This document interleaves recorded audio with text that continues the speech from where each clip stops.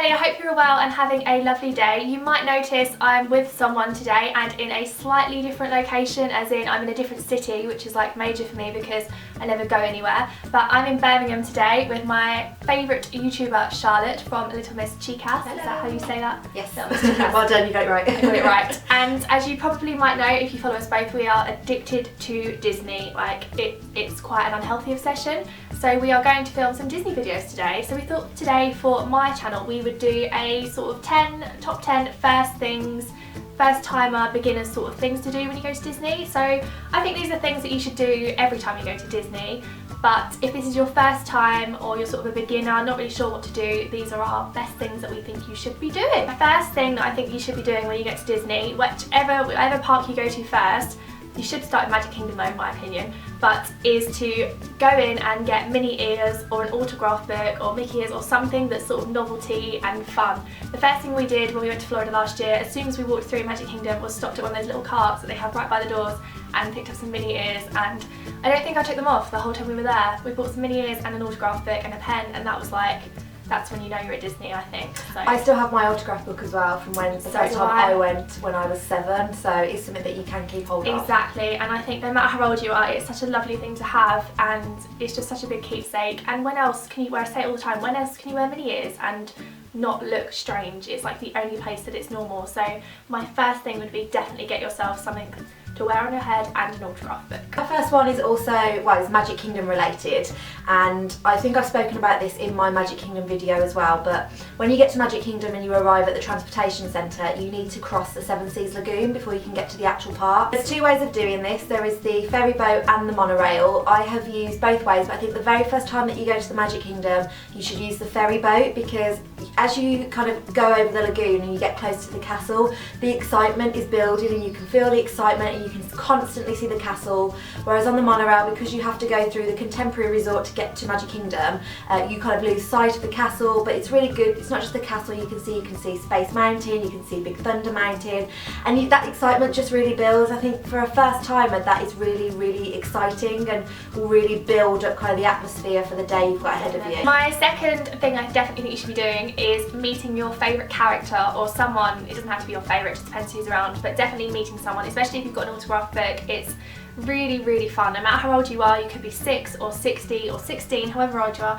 meeting someone and getting their autograph is just such a fun thing to do. We first met, me and my friend Amber, the first thing we did was actually met Winnie the Pooh and Tigger, which I know is probably something that you love to do. Yeah, I think Winnie the Pooh and Tigger were the first people we met when we went last year as well. I'm not even maternal at all, but we were in this queue and there was all these little kids there, and I was emotional watching these little tiny babies meeting Winnie the Pooh. It is like the cutest thing, but definitely whether it's Winnie the Pooh, Mickey Mouse, you have to meet Mickey Mouse there.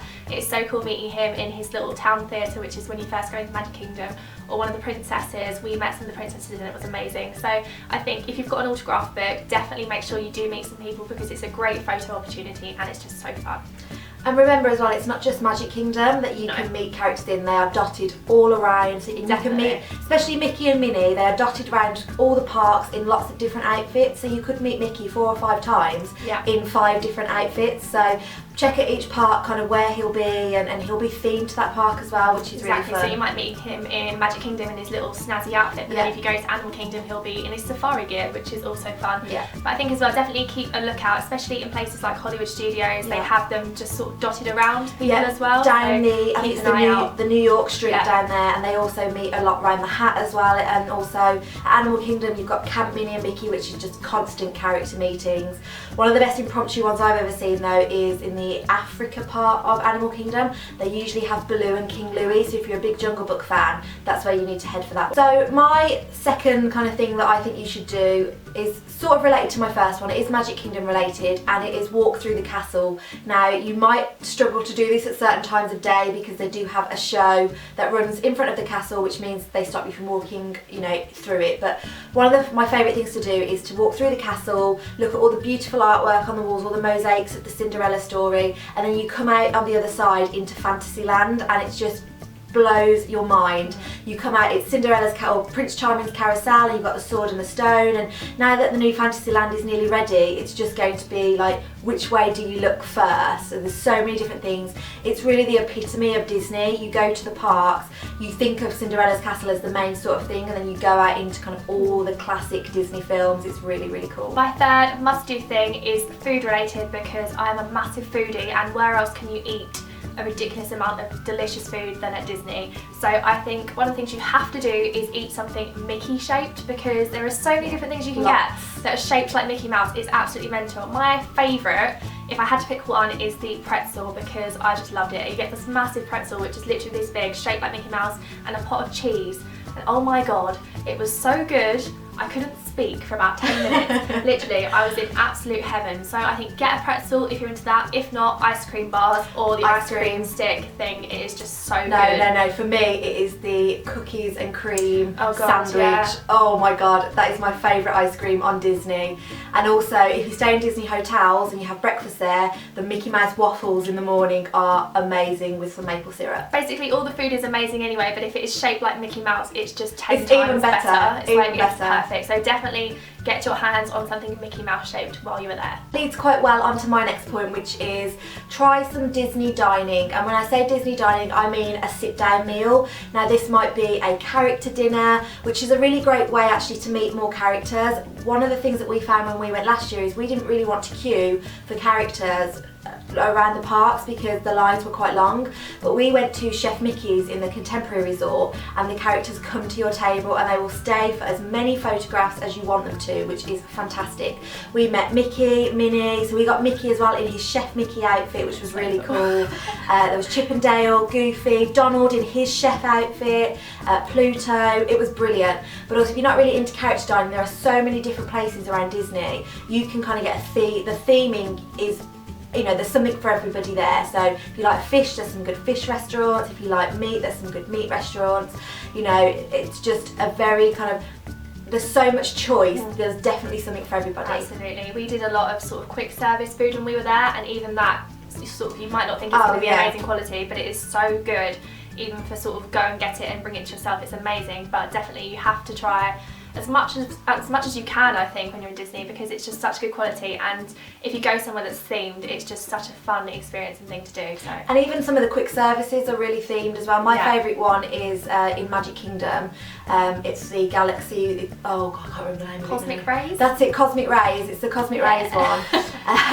And it's got the little guy playing his little keyboard in there as well, and they do the most amazing quick service there because there is so much choice. There's a salad bit, there's a burger bit. Salad, burgers, yes, that's chicken, the one. There's so many different things. There's definitely something for everybody. You might just need to plan in advance if you've got, you know, any special meal requirements. But if you go to a counter as well and say, oh, I'm allergic to dairy, I'm gluten free, they will bring the book. The chef will bring the book out to you and say, this is the options you've got. We will go and make you something. So they are really, really good at accommodating people. Definitely. My favourite quick service has got to be Pizza Planet, just because Toy Story pizza, best thing. My fourth point is going to be to watch a show, whether it's Wishes at Magic Kingdom or Fantasmic at Hollywood Studios, almost at MGM then, or Illuminations at Epcot. I personally think that Illuminations is better than Wishes. I know that's going to be a controversial point. Hashtag controversial Disney moment. But I think Illuminations is just a better show. Animal Kingdom? There isn't. They don't do a fireworks show. They've obviously got shows. They've obviously got the Lion King show, and they've got the Bugs Life one, and but things like that. And Finding Nemo the musical is the big one, I think, at Animal Kingdom. But I think you have to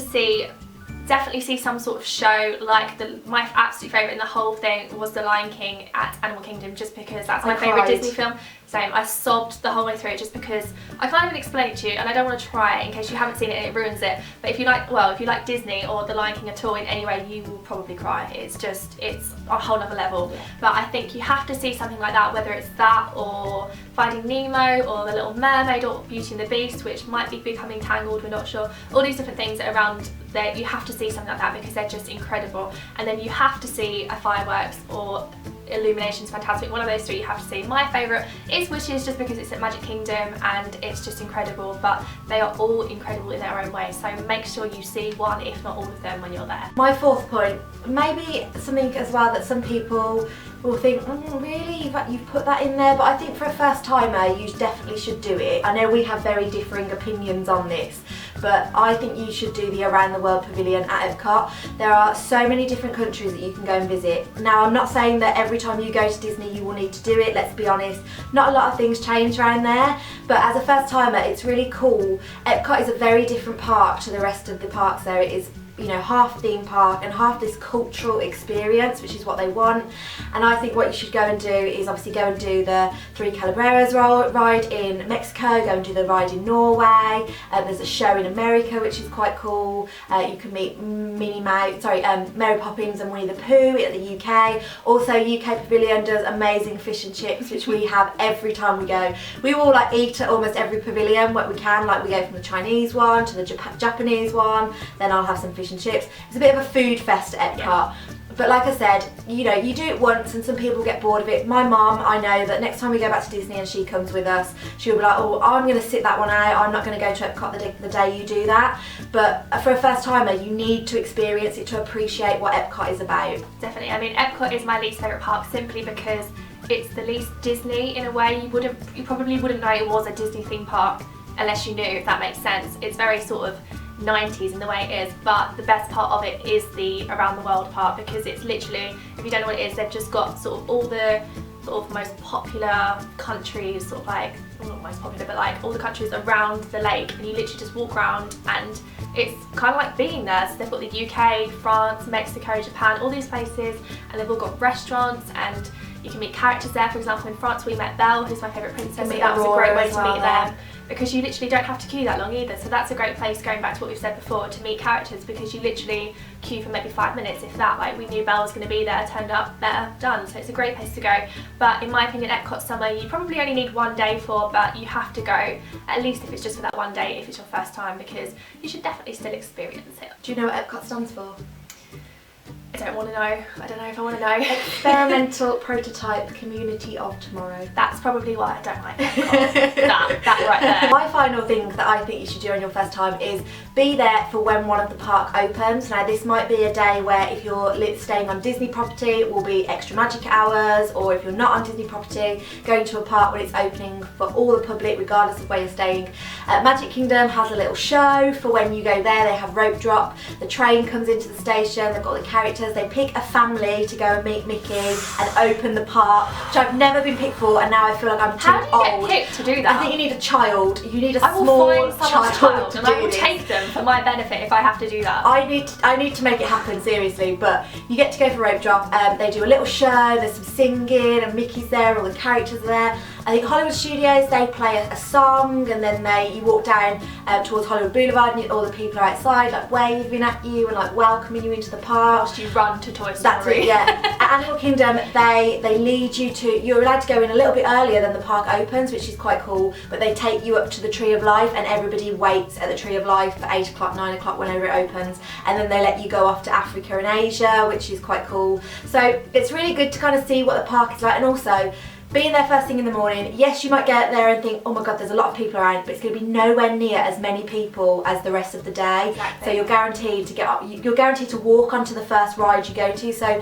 especially if you're going, you know, you want to do the 3 mountains, you want to go to Space Mountain first, or if you're going to Animal Kingdom and you want to go and do Everest or the Safari, which get massive queues in the middle of the day, you can go and get them done like that. Exactly. It's so quick to do them. It's definitely worth having a couple of days where you don't make rope drop, because I actually didn't even know that was a thing. Like, stupidly, I didn't even know. Like, I'm kicking myself for it now, because I would have made my family be there at the crack of dawn to see rope drop for Magic Kingdom and all of them if I'd known. But my family was sort of more get up a little bit later and get there sort of 11ish, which meant that it wasn't that bad, but you will have a longer wait time. The time of year we went, we didn't have that long a wait time, but you will be waiting longer than, logically, if you think about it, if you're first there, then that's the least amount of people there's going to be the whole day, and there's no queues because no one's in the park yet. So that's the best time to do whatever the top rides are for whatever park you're going to be at. Absolutely. And especially with this new fast pass system they're bringing in, my guess is that you book your fast passes for the busiest time of the day, and if you're going to go for when the park opens, you're going to get to do lots of rides anyway when it's quieter. So you know, it's using the system or manipulating the system to get the most out of your day. Definitely. But if you're not interested in any of that and it's your first time, just make it to Magic Kingdom early in the morning and see the show, because it's an emotional one. You have to be there, you have to be at Magic Kingdom at least half an hour before it opens. Now you might think, oh god, I'm going to be waiting around for half an hour, but it will get busy. The show starts at about 10 to or 5 to when the park opens, but you need to be there 30 to 40 minutes in advance to get a good spot for it. And you can take loads of pictures anyway, so there's loads to be done. And you're outside Magic Kingdom, and the staff are so nice and they get you and so if you're not wild happy, go home. Yeah. My last point for first timers, beginners, and just everyone in general going to Disney is to make sure you take the time to appreciate the fact that you are there. It probably sounds so stupid, but I went to the Disney in Los Angeles when I was a lot younger, and we rushed through everything, and to be honest, I remember going, but I don't really have that many memories of actually being there. But when we went to Florida last year, I made sure that we took the time to sort of stand there and say we're actually here, and sort of appreciate the fact that we're there, take pictures, even if you do them yourself or use a photo pass photographer. Just make sure you sort of are building those memories that you can remember, and you're not rushing through everything going, we've got to get this done, we've got to get this done. Just make sure you take the time to sort of stand there and think we're here, which is an incredible thing to be in Disney, and just sort of make sure you're going to come away with all those memories of being there, if that makes sense. I think when we go, if you guys watch my videos, you will know that we take the very much a go hard or go home option around the parks. Which we did as well, really hardcore for the first week of our holiday, or the first couple of days, where we just literally, we're getting up at 6, we're going to bed at midnight, and we get everything done. We use the fast pass system to our advantage. For the second week, we just like to chill out, we like to experience different things around the parks, you know, just take the time to have an ice cream and walk down Main Street USA, or we like to sit outside Tower of Terror and watch the people scream at the top. So you know, it's really nice sometimes to take a step back and really appreciate it, especially in that second week when you are so close to going home, if you're obviously going for 2 weeks, or the last couple of days, you know, you're so close to going home that you think, oh, I just want to stay here forever, and you've got those memories then, and it's really nice. We did it sort of, we had 10 days and we were there, but it worked out about 8 full days of being at Disney, so we had a very sort of, I planned everything to the day, so we knew what we were going to do, where we were going to be at what times. But I remember walking in the first time we were there, and you're so overwhelmed with the fact that you're there and the emotion, but it's such a good thing because you look around and you think, oh my god, I'm here. So I think just make sure you sort of take the time to appreciate it, make those memories, take loads of pictures, and just enjoy it, and then you will go home with the best memories of your lifetime. They are our top 10 things that we recommend doing for your first trip to Disney, or just any trip to Disney in general, but these are our sort of top 10 we think you should be doing if it's your first time. So yeah, we hope you've enjoyed it. Let us know in the comments down there what your must-do things are at Disney, whether it's your first time, your second time, or your 72nd time of being there. We hope you have enjoyed this video. I'm going to put a little thing here on Charlotte's face, so go and check out her channel, and I will make sure that if you click her face, I've always wanted to say this, if you click her face you will be directed there, so you can see all of Charlotte's Disney videos, because there are tons of them, and you will get all the info you need if you are planning a trip to Disney or just want to know more in general. So yes, thank you for watching, and we will see you soon. Bye. Bye.